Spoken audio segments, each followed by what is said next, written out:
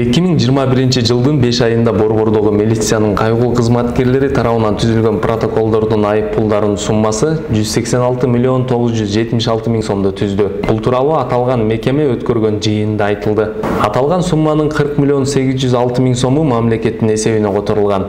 Жалпысынан бузуулар жөнүндө 134 миң протокол түзүлгөн. Бул өткөн жылга салыштырмалуу 77 миңге көп. Чогулган сумма шаар четиндеги курулуп жаткан мектептердин акчасына барабар. Мисалы, мындан 3 ай мурун шаар жетекчилиги Ак Ордо конушунда жалпы 196 миллион сомду түзгөн мектеп курулаарын билдирген эле. Кыргызстанда кумшекер жана өсүмдүк майы кымбат баада саткан 23 факты аныкталды. Бул тууралуу монополияга каршы күрөшүү боюнча мамлекеттин агенттигинин жетекчиси Кеңешбай Тайлаков брифинг учурунда билдирди. Анын айтымында бүгүнкү күндө ички рынокто баалардын кескин өсүшү кумшекер, өсүмдүк майы, жумуртка жана сабизде байкалууда. Тайлаков Евразия экономикалык биримдигиндеги өлкөлөрдөгү бааларды аналитикалык изилдөө иштери жүрүп жатканына токтолду.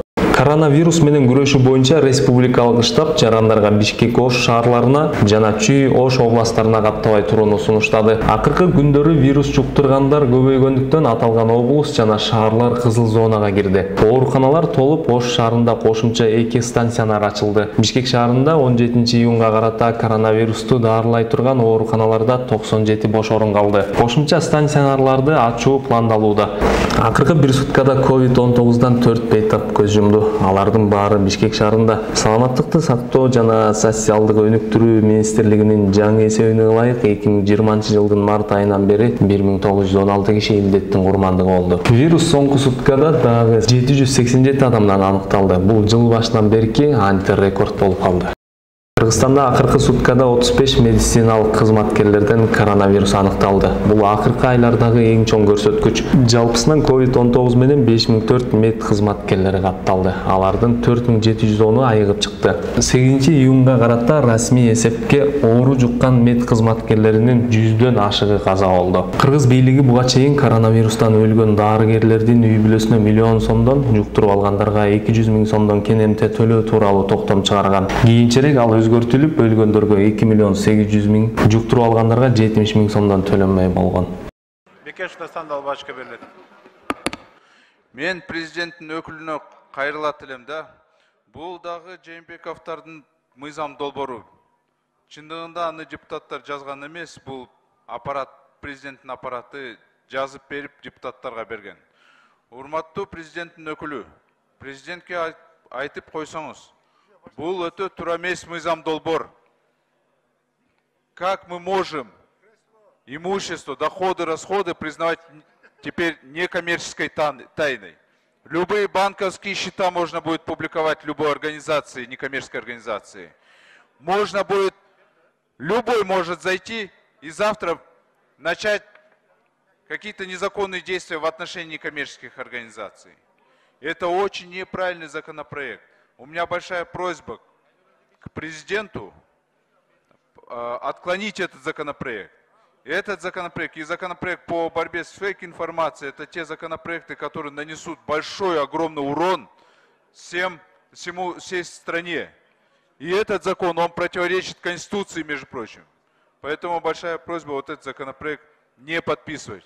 Рахмат. Söz президенттин өкүлүндө. Рахмат, Талант Турдумович. Достан Далабаевич, бул мыйзам ким жазганын мен билбейт экен, бирок эми бул депутаттар чечет, биринчиденчи, силер чечесиңер. Экинчиден, Конституциянын 8-беренесин карасаңыз, ошол жерде жазылып турат, баары ачык айкын болуш керек депчи.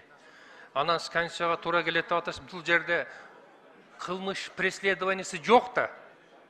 Конституцияга каршы келе турган эч кандай бир норма жок бул жерде, Дастан Далабаевич. Карап койсоңуз.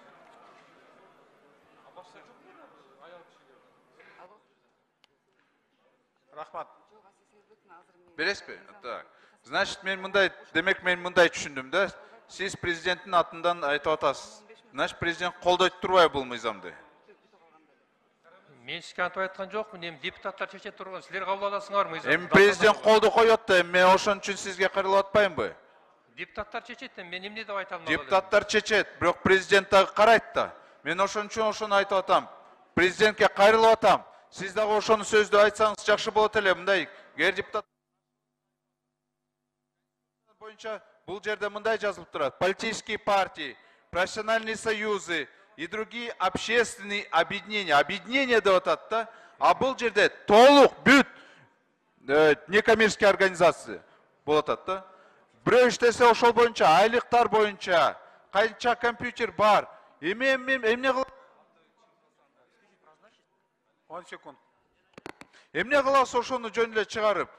Завтра будут начнут там рыскать по всем офисам этих некоммерческих организаций. Эмне кылабыз аны чыгарып?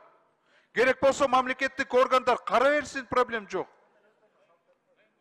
Салык инспекция кара берсин, финразведка кара берсин. А мындай ачыкка чыгарып, зачем аны сайтка чыгарып прям полностью? Дастан Далабаевич, эми өзүңүз эле айткан ошо 8-чи беречени карасаңыз, баары прозрачно болсун деп жазылып турат. Эч кандай конституцияга кайсы нормасы туура келбей атат, мен түшүнбөй атам да.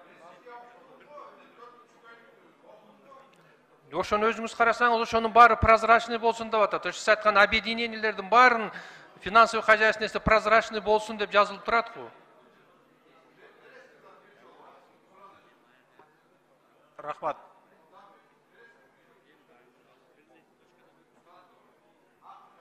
Бекеш Дастан Далабаевич.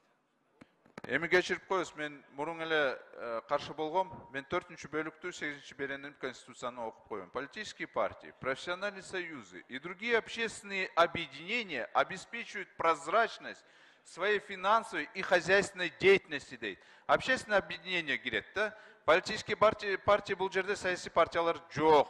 Профсоюздар кирбейт бул мыйзамга. Анан, а эмнеге биз ошол диний уюмдарды киргизбейбиз? А? Айтсаңызчы. Эмнеге аларды киргизбейбиз? Религиозный организациялар. Коркунуч бар да чындыгында. А эмнеге биз жөнөкөй мындай фонддорду киргизебиз? Же алар экстремисттик иш аракетти кылып атышабы? Дастан Далабаевич, объединение деген баары кирет. Общественное объединение, ал общественное объединение. Сиз Объединениега кирет, юридикалык эмисинизде бар да билим. Общественное объединение это другая форма.